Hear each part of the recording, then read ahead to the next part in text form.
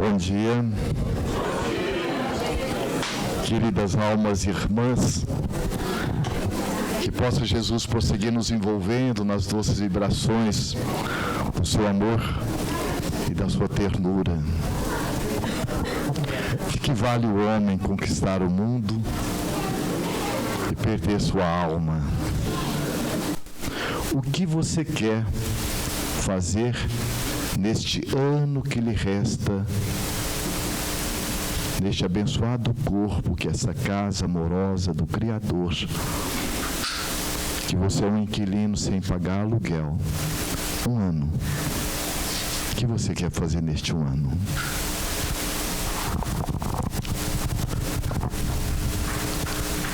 Então vai anotando o que você gostaria de fazer. Daí um instante ele diz: sinto lhe dizer que você só tem agora 3 meses. Nesses últimos 3 meses, o que você quer fazer da sua vida? Agora ele está dizendo: você tem apenas 10 dias. Nesses 10 dias, o que você faria? Os 10 dias que lhe restam. Agora você só tem apenas um dia. O que você faria nesse um dia? Mas agora você só tem apenas 5 minutos. Nesses 5 minutos da sua vida, neste corpo, o que você faria?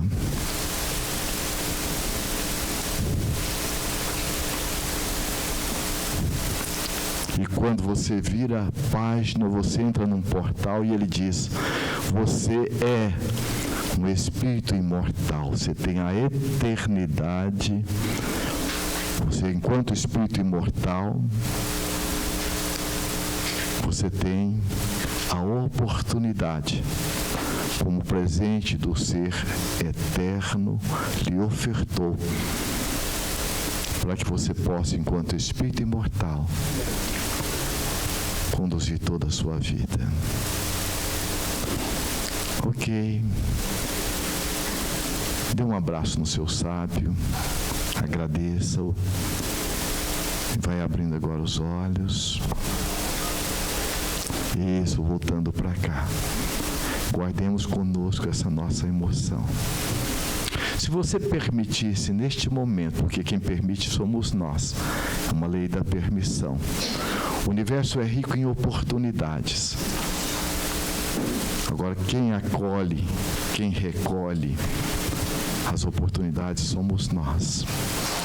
Se você oportunizasse Jesus neste momento sentado ao seu lado, depois de um abraço amoroso, carinhoso, o que Jesus lhe perguntaria neste momento? Não precisa responder. Vamos guardar a resposta até o final do evento, ou mais, que às vezes podemos obtê-la mais adiante.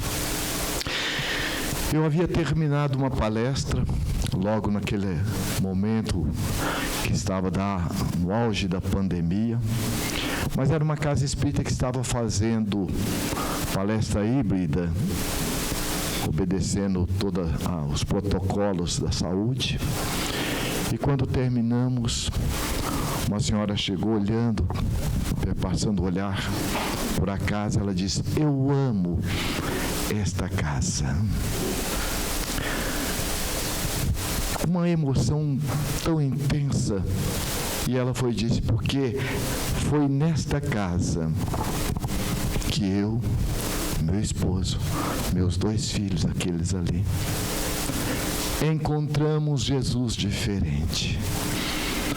Encontramos Jesus não o crucificado, não um Jesus distante. Eu amo esta casa porque aqui eu encontrei verdadeiros corações amigos. Embora tendo todos os recursos que o dinheiro pode comprar, Mas eu e meu esposo vivíamos, bem dizer, ao léu, na busca de algo mais que pudesse preencher as nossas almas. Eu amo esta casa, porque aqui eu encontrei uma outra família, além da minha própria família consanguínea, porque aqui eu aprendi que realmente mais importante do que possuímos, que temos e fazemos, são os valores do Espírito imortal. Eu amo esta casa. Eu amo esta casa porque aqui, no momento de desespero, de profunda necessidade da minha alma, foram os companheiros que nos acolheu e logo depois uma equipe foi nos ajudar a ir além dos estudos, fazer o Evangelho no lar. Eu amo essa casa. Há coisa de 4 meses atrás, quando estávamos no auge da pandemia, logo depois de um Evangelho no lar, meu esposo, emocionado, disse: bem, assim que terminar essa coisa da pandemia, voltemos o quanto antes para o nosso aconchego da casa que nos acolheu. Porque como nós estamos vendo, a pandemia está batendo na porta aqui, acolá, e nós não estamos isentos. Então, quanto antes voltemos para realmente a casa espírita. E para a surpresa, logo depois daquela fala no Evangelho no lar, 1 mês depois, meu esposo começou a ter uma dor no peito, e aquela dor foi aumentando, e eu só me recordo agora. Ele no hospital, enquanto eu fazia os procedimentos protocolares no hospital, ele passa numa cadeira de roda me acenando, eu quis abraçá-lo, a enfermeira disse: não, ele está com Covid. E foram 15 dias daquelas notícias desencontradas, quando de repente eu recebo um telefonema: é você que é a fulana de tal? Sim. Venha ver se você reconhece o corpo do seu marido. Nós tivemos um tumulto muito grande, muitas mortes, muitos óbitos, e houve uma confusão, e venha ver se você reconhece o corpo do seu marido. Quando chegamos, adentrando aqueles corredores, quando fomos num espaço onde lá estavam vários corpos. De fora, várias pessoas com uma certa distância. Lá dentro também outros querendo reconhecer o seu ente querido. O primeiro, depois que abrimos aquela capa preta, coisa, não era ele. O segundo, o terceiro, eu e meus 2 filhos. Quando de repente eu me deparei, é ele, meu Deus, é ele. Aquela emoção, mais de 35 anos de convivência. Quando eu comecei a querer chorar, meu filho segurou minha mão e disse: mãe, a senhora lembra o que nós ouvimos na última palestra que tivemos, que a vida não é somente um corpo, e que a morte, ela não é o fim, como o nascimento também não é o começo. O que nós estamos vendo aqui, mãe, é a gaiola. O pássaro ganhou o jardim além do horizonte. Ou é a borboleta que deixou o casulo. Mãe, confiança. E ali mesmo nós oramos. E ao orarmos, não percebemos quantos estavam nos ouvindo. Quando saímos, uma mãe foi e disse: pelo amor de Deus, me ensina a ter esta fé, esta confiança. Meu filho, 18 anos, todos os meus sonhos é aquele ali. Naquele momento, na minha bolsa, havia um evangelho segundo o Espiritismo. E eu lhe dei. É aquela minha amiga ali. Eu amo esta casa. Mas o mais doloroso foi o sepultamento de alguém que a gente gostaria de dividir naqueles momentos finais, a alegria, a ternura, o carinho, a gratidão por Ele ter deixado tanto dele em nós e ter levado tanto de nós com Ele. Assim é a convivência. Não podemos. O caixão lacrado, somente eu e meus filhos, e não podemos dar a Ele aquilo que gostaríamos. Mas eu amo esta casa pela certeza de que o amor tem a função de unir os corações e não separar.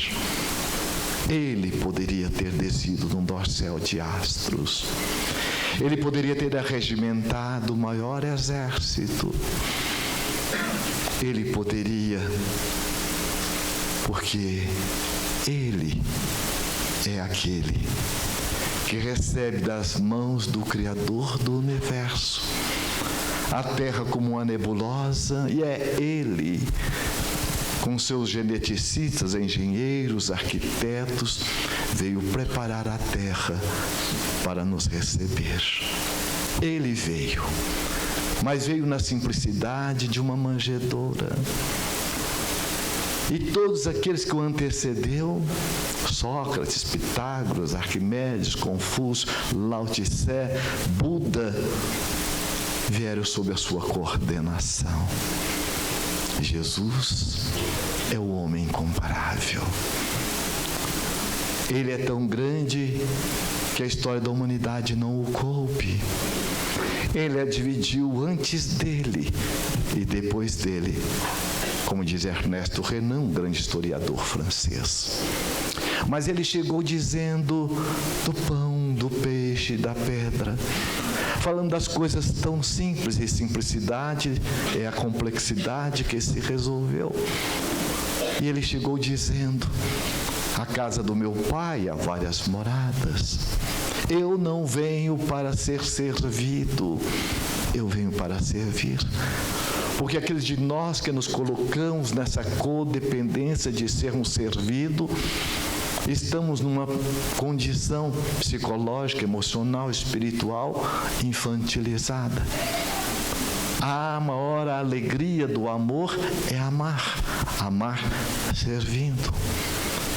Ele veio dizer que vale ao homem, que vale a todos nós, conquistarmos o mundo e perdermos a nossa alma. E ele, num dado momento, conforme o registro de João, perpassando o olhar por aqueles que ali estavam: se me amais, guardai os meus mandamentos. E eu rogarei ao Pai que envie outro Consolador, para que fique eternamente convosco. É compreensível que este Consolador, para ficar eternamente conosco, não estaria centrado numa persona. Lacordaire só serve para essa encarnação. Então esse Consolador não viria centrado nas nossas verdades, nas verdades do mundo. E ele veio para estar eternamente conosco, centrado nas verdades das leis, nos incentivando a desenvolver o que somos, conforme na própria Gênese bíblica nos coloca. Somos a imagem e semelhança do Criador. E o Consolador chegou. Chegou no dia 18 de abril de 1857, na cidade de Luz, Paris, onde tudo que chegava de manhã à tarde já estava fora de moda. e chega, diferentemente de todas as demais religiões que foram criadas, vem como sendo as vozes do Senhor, por várias outras vozes, como os colaboradores da sua mensagem. E ele chega como sendo atestado de óbito da morte. Vem para a humanidade a semelhança do microscópio ou do telescópio, que não veio criar um mundo novo, mas veio desvendá-lo. Chega, portanto, a doutrina espírita, nos dando a certeza de que o progresso, a evolução, não é uma opção, é uma determinação divina. E não é por outra razão que ele amorosamente coloca: das ovelhas que o Pai me confiou, nenhuma se perderá. É ele quem recebe a tutela da nossa viagem em busca do despertar do nosso Cristo interno. Como diz Emmanuel, no livro Caminho, Verdade e Vida, na lição 142. Depois de Deus é Jesus, a presença mais presente, marcante nas nossas vidas. No capítulo 5, versículo 58 de João, depois de interrogado diante dos doutores da lei se ele seria maior do que Abraão, ele nos afirma: antes que Abraão fosse, eu sou.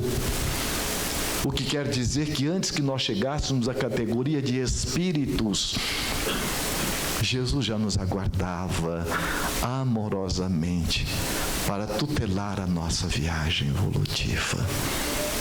Jesus é realmente o caminho, a verdade e a vida para todos nós. O que o codificador carinhosamente, na questão 625, pergunta aos benfeitores da humanidade: qual é o homem ou qual é o ser mais perfeito? Não é qualquer um, o ser mais perfeito que Deus nos concedeu como modelo e guia para a humanidade. E a resposta mais sintética, mas de maior representatividade para todos nós, é Jesus. É Jesus, o antídoto, o remédio para todas as nossas almas. E quando ele nos oferta a doutrina espírita, ele nos dá a oportunidade de estarmos nos aproximando cada vez mais dele em espírito e verdade. Porque a doutrina espírita, ela é o roteiro seguro para que possamos desenvolver, compreender, amar, entender o caminho, que é como, por onde eu posso passar por este caminho. Mas como eu posso me orientar? O nosso GPS. Que Allan Kardec, na questão 621, pergunta aos benfeitores da humanidade: onde se encontram escritos as leis de Deus? Na consciência. O que Emmanuel nos coloca, que a consciência é a voz de Deus dentro de nós. Portanto, como Deus, conforme está na questão 13 do Livro dos Espíritos, que Allan Kardec coloca alguns dos atributos de Deus, e tem a lucidez de dizer que nós não temos como aferir a sua intimidade, mas podemos saber o que ele não pode deixar de ser. Como Deus se manifesta através da sua criação e das suas criaturas, através das leis. É por essa razão que Allan Kardec coloca na parte terceira do Livro dos Espíritos 10 leis, pelo menos básicas, existem muito mais. para que nós possamos entender como que funciona a lei de liberdade, e a lei de responsabilidade, e a lei de misericórdia, e a lei de sociedade, e a lei de fraternidade, e a lei de permissão, como funciona. Da mesma forma, se nós perguntarmos, todos nós temos aqui um celular. Você usa todos os recursos que o seu celular tem? E por que não?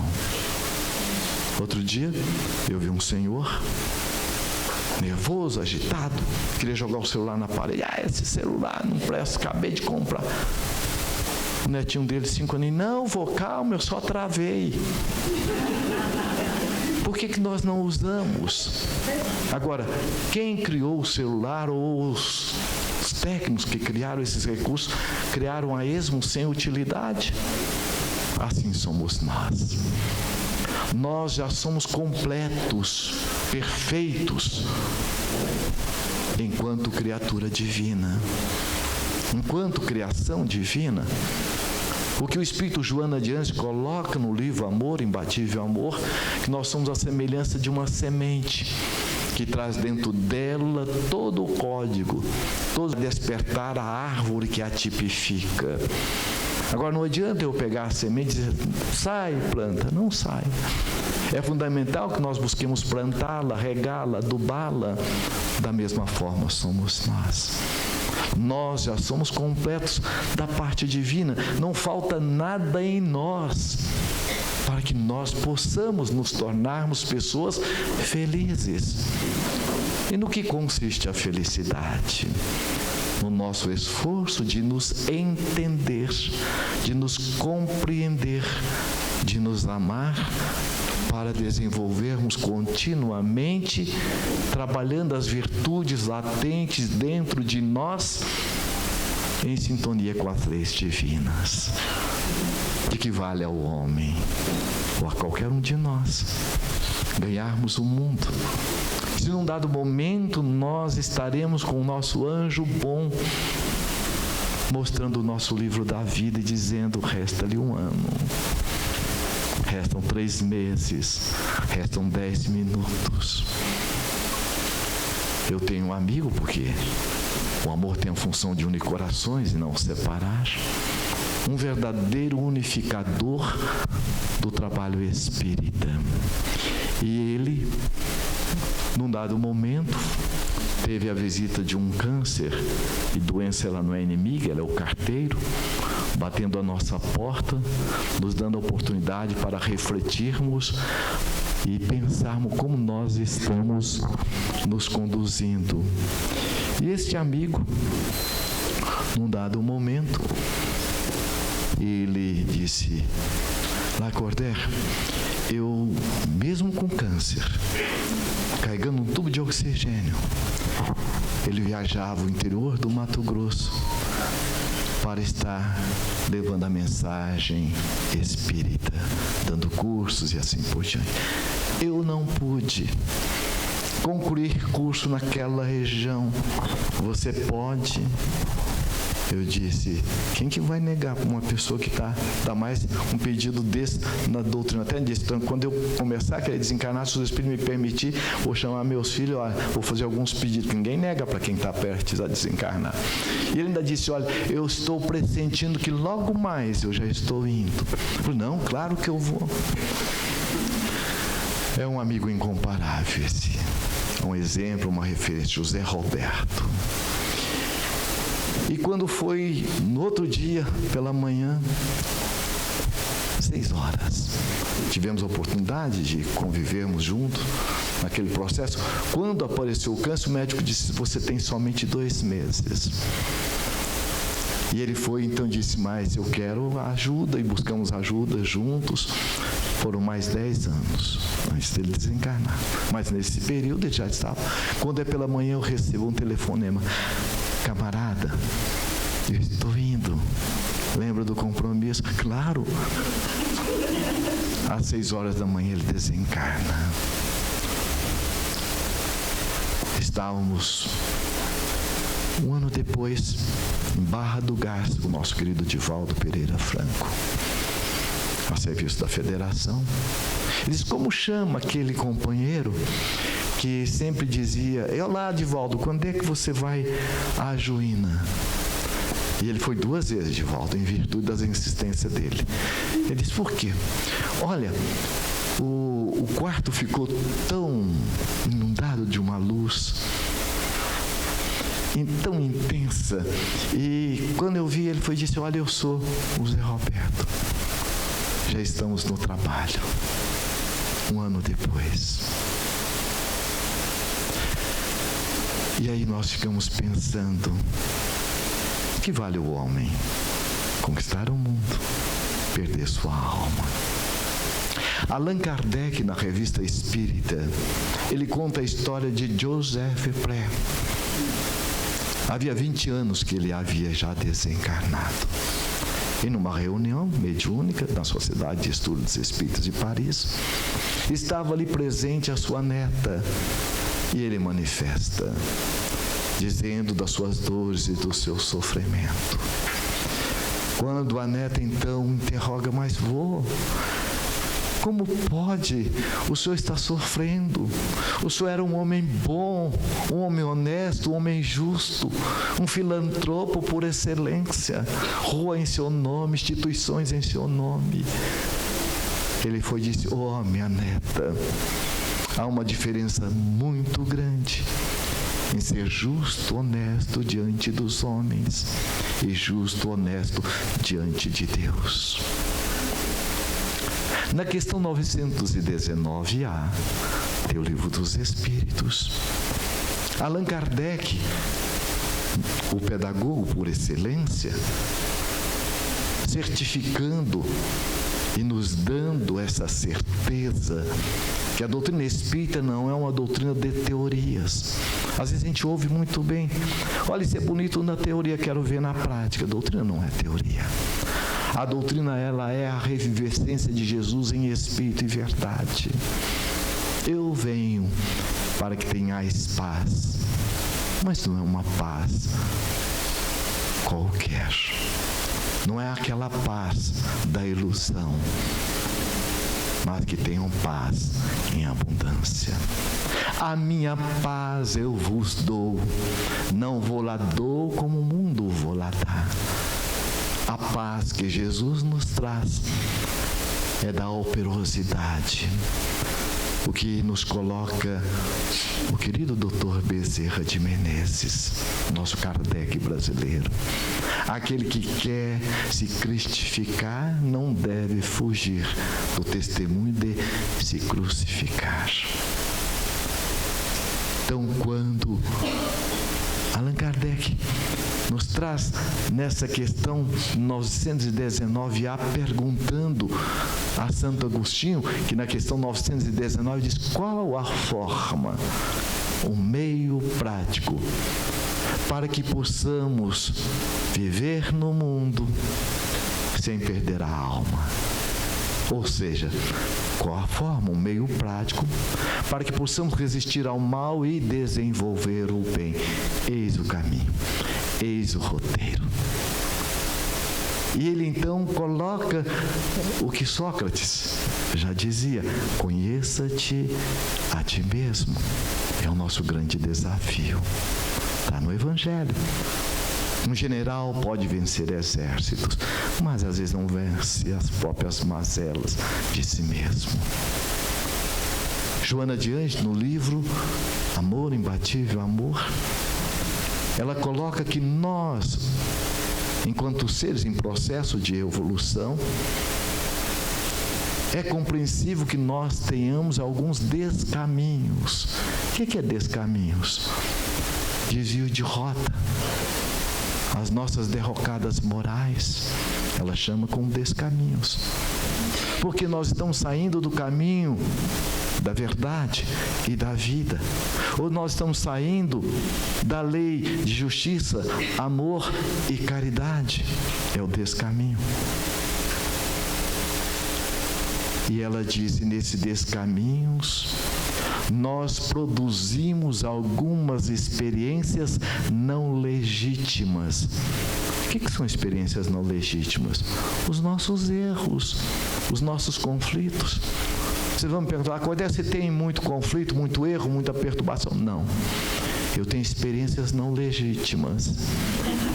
Porque a misericórdia de Deus é tão intensa que nada que há em nós ou que nos acontece é de jogar fora.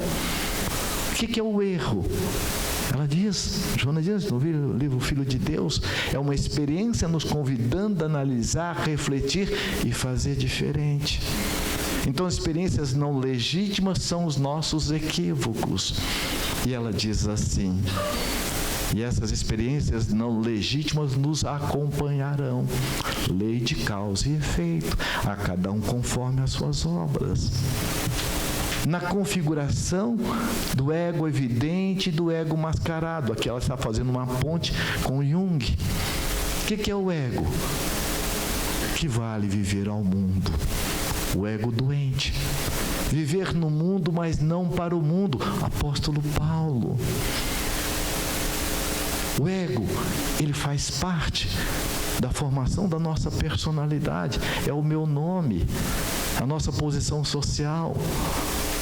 Agora, quando eu não me vejo na minha essencialidade, quem eu sou, no que eu tenho, no que eu faço, no que eu estou, eu me adoeço egoicamente. Eu me apego àquilo que é transitório.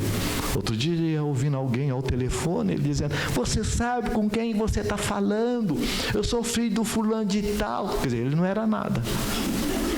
Quem era mesmo era o pai, ele estava na sombra do outro. Isso é um movimento egóico.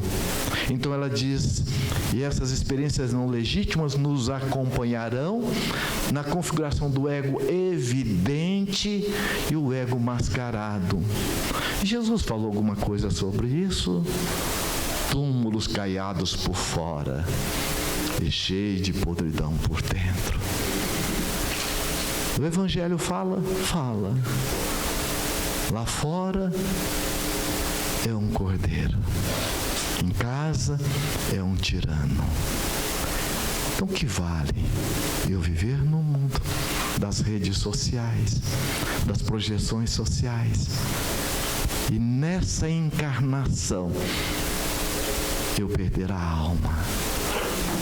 Porque Kardec coloca da transitoriedade do corpo e da importância de nós vivermos das oportunidades sucessivas que a vida nos oferece. Tudo que está aqui no mundo tem uma razão de ser. Mas quando eu não me percebo, e ela diz do ego mascarado, eu me adoeço. Por isso que a psicologia, ela coloca com muita propriedade. As nossas compulsões, a gula, o sexo desvairado, a compra compulsiva, as projeções sociais, a droga, a bebida, está ocupando o lugar de alguma coisa que eu não estou me dando amorosamente. Porque Deus não criou ninguém coitadinho nem incapaz. E Ele disse, tudo que eu faço, vós podeis fazer e até mais, mostrando que não há estacionamento diante da evolução. A evolução, ela é contínua, posso fazer e muito mais. Mostrando também que não há privilégio diante da divindade. Então, não é por outra razão que Kardec pergunta qual a forma. Então, como realmente eu posso viver no mundo sem perder a alma? E é Santo Agostinho, um dos pais da igreja, que nos traz. Fazei como eu fazia.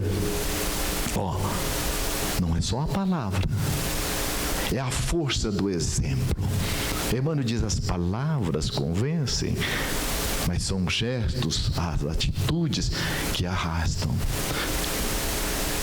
Por que você está fumando, meu filho? O senhor não fuma também? Por que você está mentindo? O senhor também não mente?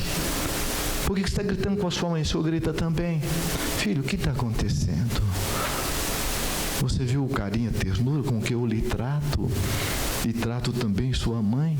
O que está acontecendo? Posso te ajudar? Filho, o que está te levando você a fumar?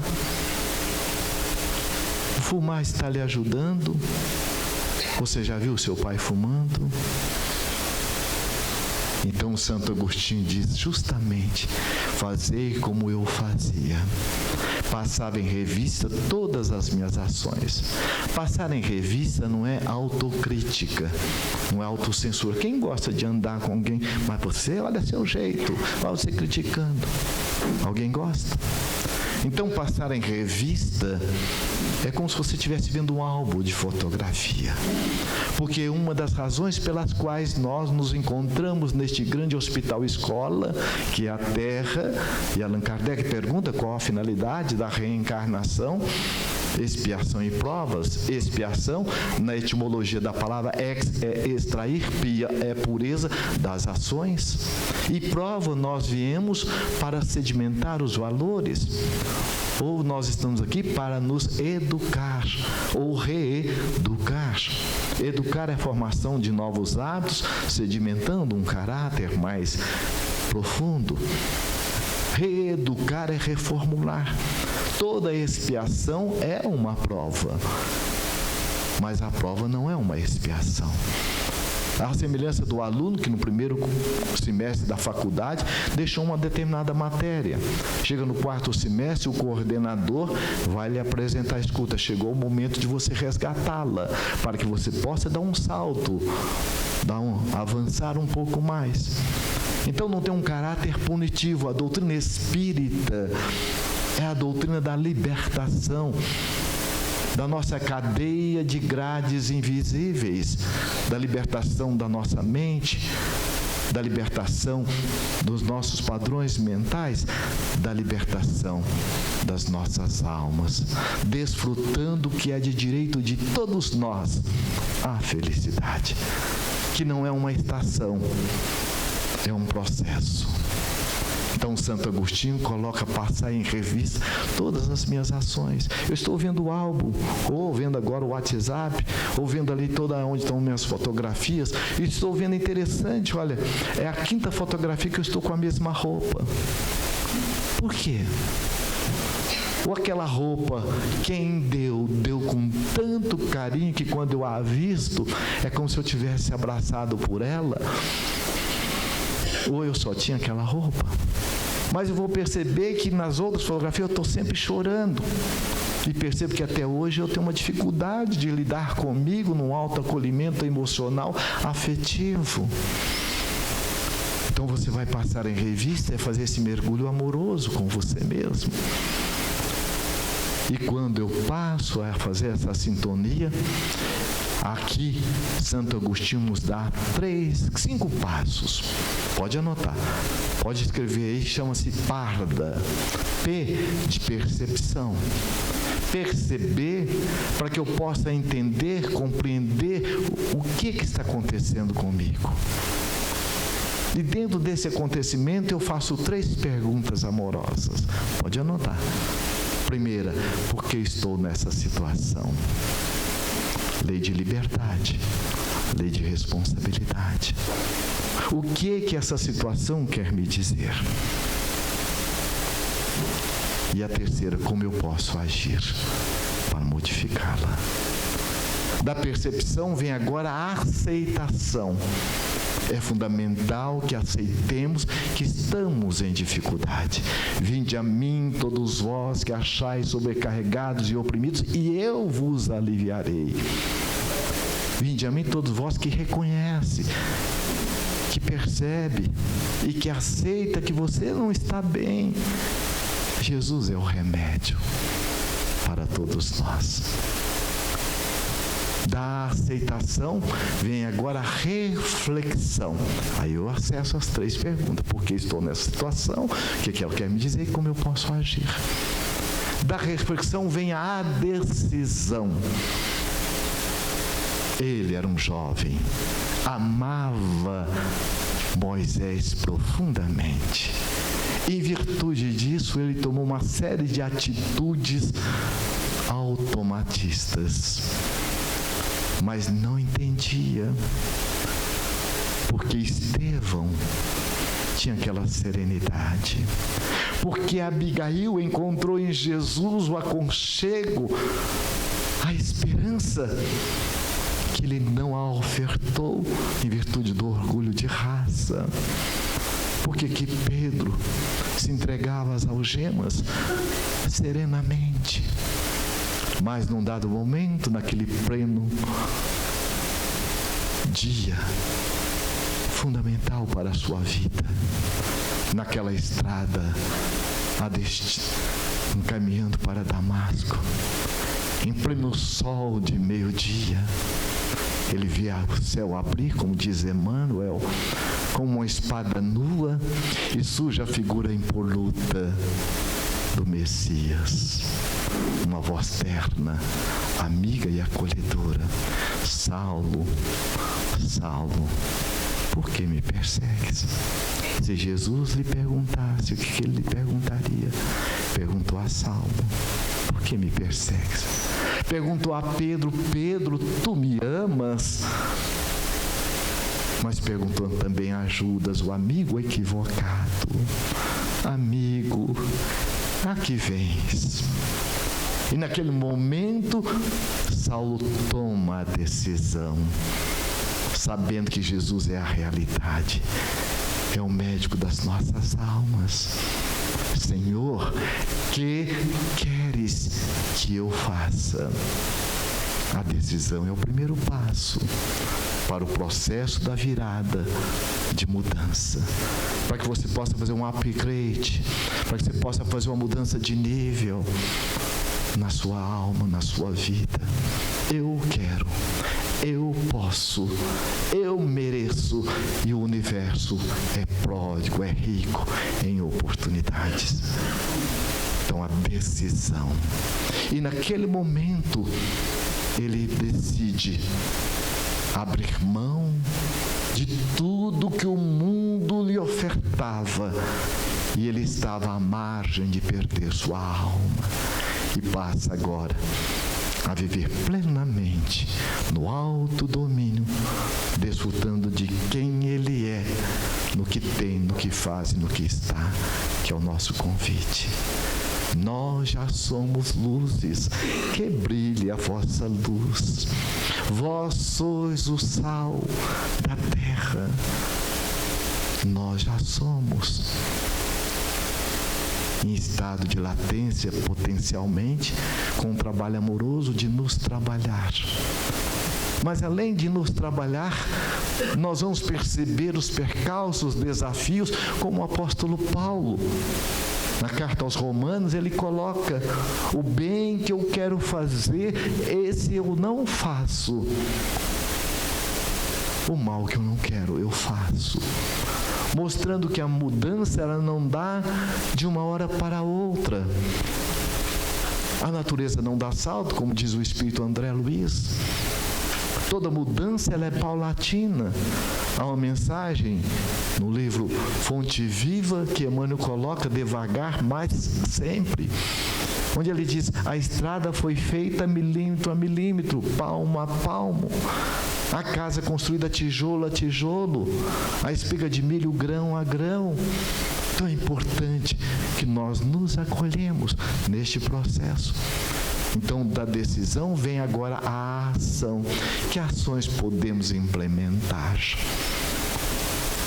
Estávamos na casa espírita, na oportunidade que tivemos, e quando o ex-presidente, um verdadeiro espírita, um homem de bem, Aristotelino Alves Praeiro, estava no processo de um câncer também, e quando ele chegou à casa espírita, apoiado numa bengalinha, olhou lá no fundo e disse: oh meu Deus, que bênção estar aqui nessa casa.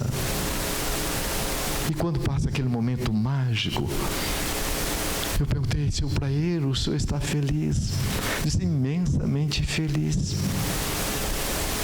Porque o trabalho do bem é a forma amorosa de nós devolvermos carinhosamente aquilo que caridosamente Jesus investe em nós.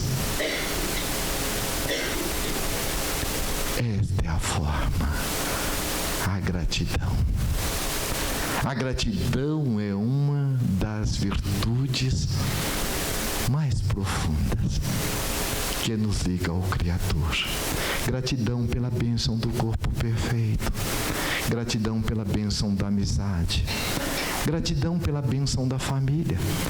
Gratidão por alguém que plantou o algodão da roupa que eu estou usando. Então, gratidão pela doutrina espírita, que é essa mensagem que é Jesus de volta.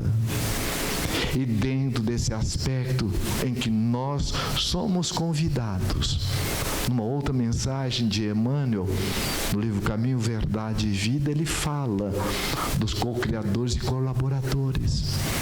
Então ele fala quando a abelha pousa numa flor e leva o pólen a outra flor, ela está sendo co-criadora e colaboradora da divindade. A borboleta, a beija-flor, mas não tem consciência ainda, enquanto colaboradora e co-criadora. Mas nós não. Nós trazemos conosco todos os atributos da divindade. Deus é infinito. E nós? Qual é o atributo correspondente? Somos imortais. Deus é onisciente, onipresente. E nós marchamos para a autoconsciência. Então, a gratidão é o reflexo profundo da autoconsciência, de quem eu sou. Como filho de Deus, aprendiz da vida, herdeiro do universo, sob a sua proteção incondicional. E como aprendiz da vida, tenho o mestre, é Jesus. E temos também duas missões ou duas funções muito amorosas, enquanto co-criadores e colaboradores. Então, para que possamos devolver amorosamente o que a vida investe em nós, caridosamente, nós temos a oportunidade de nos configurar em 3 posições que nós vamos encontrar dentro do movimento espírita. Aqueles que são os verdadeiros catalisadores, aqueles que captam, como Allan Kardec foi o catalisador de Jesus e nos trouxe para a humanidade o atestado de óbito da morte na configuração da doutrina espírita. Nessa certeza de onde viemos, para onde vamos, o que estamos fazendo aqui. Além do catalisador, que nós vamos encontrar Divaldo Pereira Franco, Chico Xavier, aquelas almas ou essas almas abnegadas que captam do mundo espiritual como os médiuns catalisadores. Mas o catalisador, nós temos uma outra configuração que são os propagadores, que somos todos nós. Na história do apóstolo sacramentano, Eurípides Barçanufo tinha um tio muito simples. E Eurípides, católico, ele dizia: tio, o senhor é um homem muito bom, mas é pena que o senhor vai para o inferno porque o senhor é espírita. Num dado momento aparece o tio com o livro Après la mort, Depois da Morte, de Leon Denis. Meu sobrinho, eu não alcanço a agudeza da sua inteligência. Este livro pode lhe dar todas as respostas. Conta-se que Eurípides Barçanufo pegou o livro naquela tarde e noite e foi lendo. O dia amanheceu. Na sua integridade de alma muito nobre, já caldeada no testemunho a Jesus desde muito tempo, chega logo depois, no outro dia, para o padre e diz para ele: Padre Monteiro, a partir de hoje, eu não posso ser mais o guarda-livro da igreja ou contador, porque eu tornei espírita. E ali nasce o Calvário de Eurípides Barçanufo. Então, esses são os divulgadores, que além de divulgar pela mensagem, ele tem o terceiro nível, que são os aplicadores. Isso é muito bonito, mas o que você faz? Qual que é a sua atitude? Então, todos, tanto quanto o catalisador, quanto também o propagador, nós somos convidados a viver Jesus na exemplificação. É o nosso testemunho. E Dr. Bezerra, no livro o Espírito da verdade, ele nos coloca na mensagem de número 2 deste livro, Problemas do Mundo. Ele diz assim: mas as organizações não resolvem o problema do crime. Para extinguir a chaga da ignorância que acalenta a miséria, para dissipar a sombra da cobiça que gera a ilusão, para exterminar o monstro do egoísmo que promove a guerra, para anular o verme do desespero que promove a loucura e para remover o charco do crime que carrega o infortúnio. O único remédio eficiente é o Evangelho de Jesus no coração humano.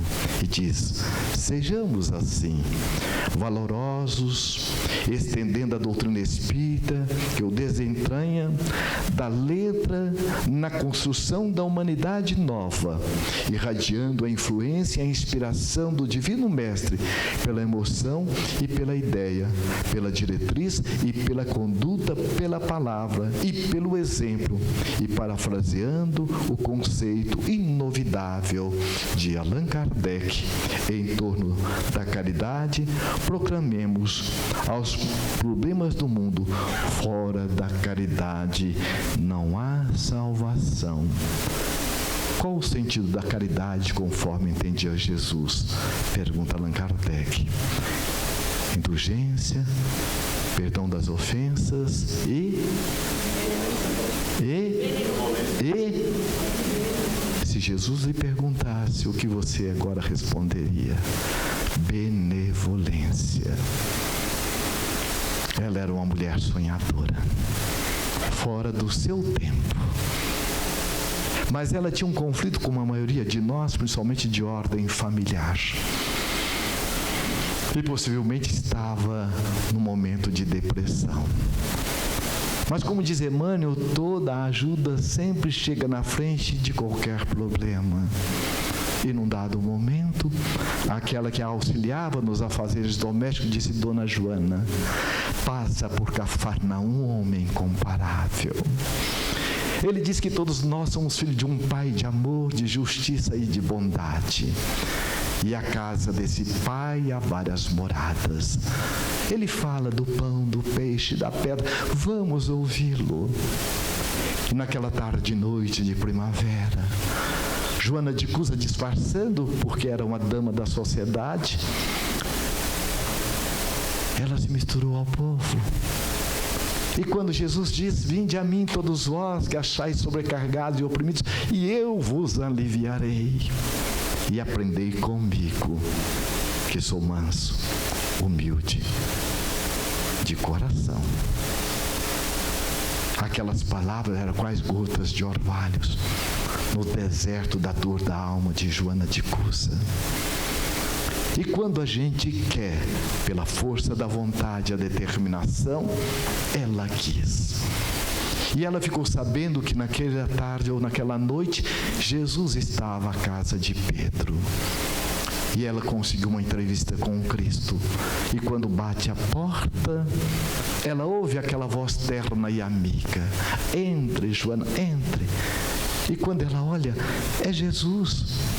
E para sua surpresa, naquele momento ela diz: mas Senhor, o Senhor me conhece. Jesus tocando suavemente em suas mãos, como diz Humberto de Campos no livro Boa Nova, aconchegando ao peito, como faz com todos nós, olhando nos olhos, que são as janelas da alma, diz: Joana, minha filha, eu sou o bom pastor, e o bom pastor conhece todas as suas ovelhas, nominalmente. O seu nome, o meu nome, o nome do seu ente querido que foi sem ir, porque o amor une as criaturas e é indimensional. Estamos todos no nome carinhoso de Jesus. Então eu amo esta casa. que me acolheu.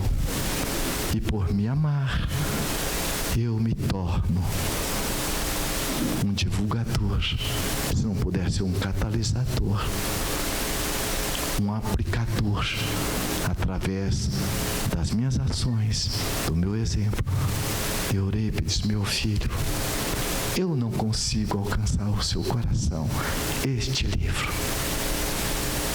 E Jesus pede as nossas mãos, que o emprestemos, o nosso ouvido, o nosso olhar.